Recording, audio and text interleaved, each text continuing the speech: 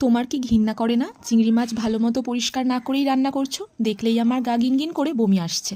এই কথাটা আমায় একজন কমেন্ট করে বলেছেন। দাঁড়ান দাঁড়ান, চিংড়ি মাছ পরিষ্কার করতে না পারলে আসুন আজ পরিষ্কার করা শেখাই। আপনার মাথার মধ্যে যেমন ঘিলু না থেকে আছে শুধু গোবর, ওর পটিটাও থাকে ওর মাথার মধ্যে, যেটা টেনে বের করে সুন্দর করে পরিষ্কার করে নিয়েছি। এবার পেছনের দিকে যে সুর আর পা রয়েছে সেগুলো কাঁচি দিয়ে সুন্দর করে কেটে নিচ্ছি। এই পায়ের মধ্যে কিন্তু অতিরিক্ত ময়লা জমে থাকে, যেটা জল দিয়ে ধোয়ার সময় খুব ভালো করে ধুয়ে পরিষ্কার করে নিতে হয়। এখন শেষের দিকে শক্ত লেজটা কেটে ফেলে দিয়েছি, আর যে পাতলা মতন লেজটা আছে সেটা অল্প পরিমাণে কেটে নিয়েছি। এখন গায়ের কিছুটা অংশ চিরে নিয়ে পেছন দিক থেকে কিছুটা রগটা বের করে নিয়েছি, আর সামনের দিকের গায়ের অংশটা কিছুটা কেটে ফেলে দিয়েছি।